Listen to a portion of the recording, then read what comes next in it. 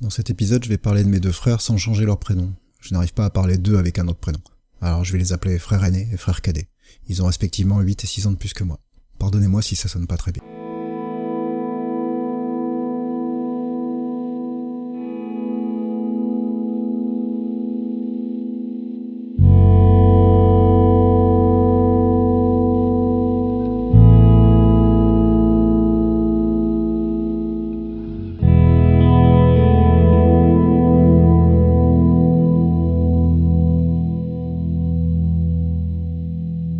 Nous sommes en octobre 1998, je viens de passer la nuit avec la femme que j'aime dans mes bras, je suis fou de bonheur, c'est l'euphorie.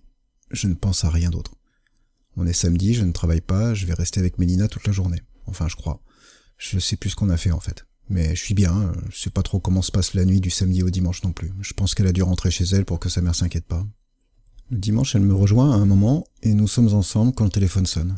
Mon frère aîné à l'appareil. Il me dit qu'il vient d'apprendre que notre frère cadet a eu un accident de moto. Je sais pas ce qui se passe après, je sais qu'il me dit qu'il me rappelle dès qu'il en sait plus. Je suis persuadé qu'il savait déjà, mais qu'il a pas réussi à me le dire. Je devais avoir un ton enjoué qui l'a bloqué. Je suis en état de sidération. Mélina est là, je lui dis, et je reste assis par terre à côté du téléphone. Mon frère aîné rappelle et m'annonce que mon frère cadet est décédé. Je suis dévasté. Il me dit que le plus dur, ça va être pour maman. Il viendra me chercher. Mélina reste avec moi un moment, puis s'en va pour me laisser seul avant qu'on vienne me chercher. Je veux pas qu'elle me voie comme ça trop longtemps non plus. On est ensemble depuis un peu plus de 24 heures. On devrait juste être heureux. Quand on arrive chez mes parents, on pleure tout ce qu'on a. Ma mère pleure, je l'avais jamais vu pleurer comme ça. Mon père hurle, il s'en veut, il dit que tout est de sa faute, qu'il aurait jamais dû l'aider à trouver un boulot. Je comprends pas pourquoi il dit ça. Je lui dis que non, et je lui dis quelque chose de bizarre moi aussi, que si on est fort, c'est grâce à lui. Il me dit qu'il sait pas pourquoi je lui dis ça maintenant. On est tellement détruits qu'on sait même pas ce qu'on dit ni pourquoi. Mais je me souviens de cet échange. J'ai perdu un frère de 6 ans, mon aîné. Mes frères sont comme 2 autres papas. Et mes parents ont perdu un fils. C'est pas ça le plan. Les parents devraient toujours mourir avant les enfants. Ils sont dévastés eux aussi et je le ressens au plus profond de moi. L'enterrement arrive, je suis vide. Je revois des membres de ma famille que j'avais pas vus depuis si longtemps, qui sont des inconnus pour moi. Je n'arrive même pas à avoir de lien avec eux encore aujourd'hui, mais je m'en veux. Mais là, je me sens vraiment vide. Je sais pas quoi dire, pas quoi penser. J'attends. La compagne de mon frère qui était sur la moto s'en est sortie.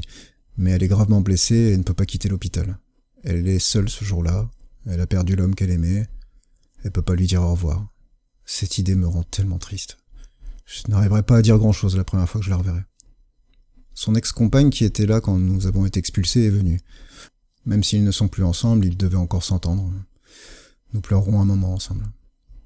Mon père tente un discours mais n'arrive pas à le terminer. Ses amis sont là, ils ont choisi une chanson de Jamiroquai. Mon frère s'était mis à la basse et il adorait jouer ces titres. Ses amis choisissent un succès que tout le monde connaît et c'est normal. Moi j'aurais choisi Manifest Destiny. Pas pour son thème évidemment, mais pour cette ligne de basse absolument magnifique de Stuart Zender, que je l'entendais jouer dans sa chambre à l'époque. Elle sera toujours associée à lui pour moi. La basse, c'était inattendu. Je savais pas vraiment qu'il voulait jouer de la musique. Mais un soir, il est rentré avec cet instrument que je n'avais jamais essayé. Le soir même de son achat, il est sorti avec des amis, et moi je me faufile dans sa chambre pour l'emprunter. Je me retrouve à jouer Bullet in Your Head de Rage Against the Machine, dont le clip passe à la télévision en pleine nuit sur M6. J'ai le rythme, l'oreille musicale, je trouve toutes les notes de suite et j'y arrive. Moi qui ne savais pas jouer d'un instrument de musique. Enfin, en dehors de la flûte au collège. On s'est beaucoup engueulés tous les deux. Pour lui, j'étais un gamin à la con qui cherchait à le copier et ça le gonflait. Mais il m'aimait. Quand on s'est fait expulser, il m'a acheté un puzzle de 1000 pièces quand on était à l'hôtel. Il savait que j'aurais besoin de m'occuper. C'est très bête un puzzle, mais c'était une super idée. Ça m'a bien occupé. Il avait pensé à moi. Il devait se demander comment je surmontais tout ça. Je m'intéressais à ce qu'il aimait. Pas vraiment moto, c'était pas mon truc. Mais j'essayais de connaître un peu pour qu'on puisse parler. Et il détestait que je lui pique sa basse. Mais plutôt que de simplement m'engueuler, il a fait en sorte que j'en ai une un jour. Je pourrai enfin jouer quand j'en ai envie, et ça sera une révélation. Jouer de la musique, même mal, c'est un plaisir immense. Ça m'empêche de réfléchir. Et très vite, je compose, j'adore ça. Sans lui, j'aurais peut-être jamais joué de la musique. Je n'ai pas souvenir de la véritable dernière fois que j'ai vu mon frère cadet. Mais mon dernier souvenir, où on était tous les deux, c'était lui qui passe à mon appartement. Je lui montrais ma nouvelle basse, une 5 cordes. On en parle. J'ai l'impression qu'il commence à me considérer comme un adulte et à me voir gérer ma vie comme ça seulement à 18-19 ans. Les quelques jours qui suivent l'enterrement sont assez flous. J'ai des jours de congé pour encaisser ça et je les passe à me détruire. Je crois pas que j'ai appelé mes potes pour leur dire. Peut-être un seul. Ou alors c'est Mélina qui leur a dit. En tout cas, le premier soir où je les revois, ils savent tous. Certains me disent quelques mots, les yeux regardent le sol. Je déteste cette ambiance.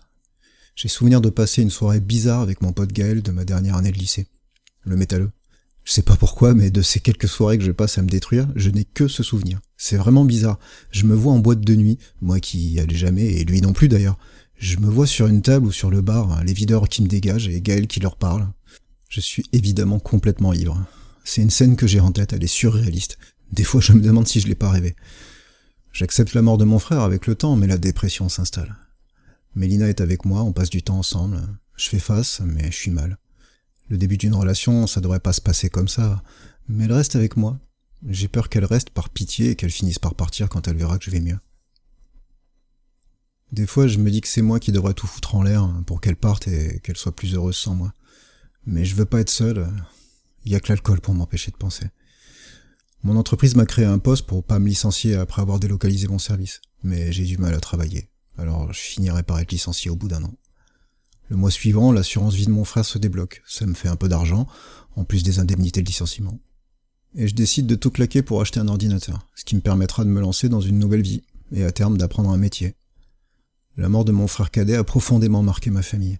Mon père ne s'en remettra pas, et ça sera probablement l'épreuve de trop dans sa vie, celle qui lui donnera envie d'en finir.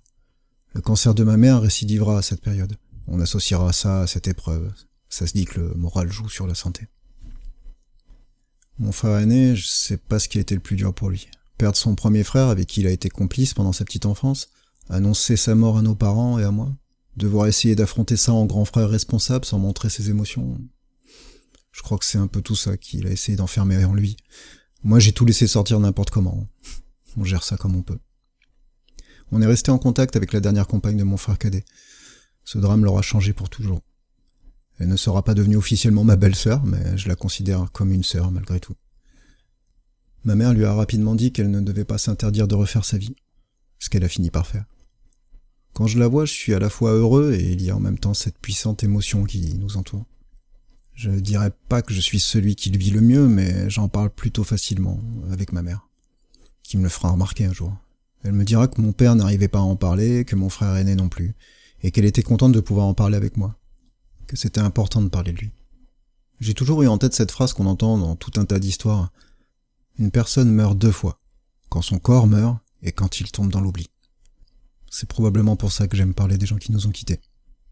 Je pense souvent à lui, quand je joue de la musique, quand j'utilise certaines expressions, ou à chaque étape de ma vie où son absence est un grand vide. Il n'a pas connu Mélina. Nous nous sommes mis ensemble le 10 octobre autour d'1h du matin, je pense. Il est mort le 11. Il ne m'aura pas vu partir à Paris pour devenir développeur de site internet. Et d'ailleurs, est-ce qu'il s'est seulement connecté une fois sur internet ?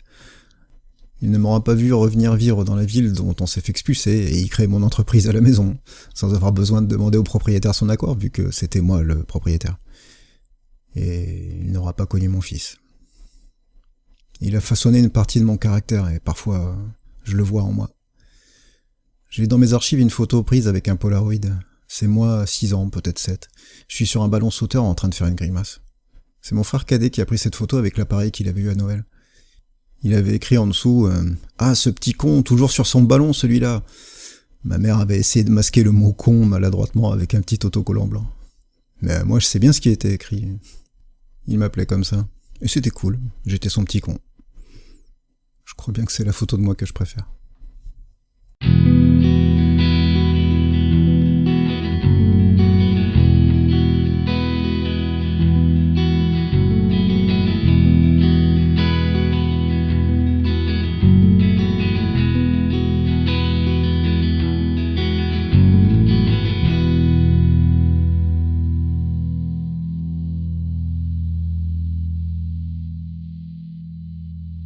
Prochain épisode, alcool.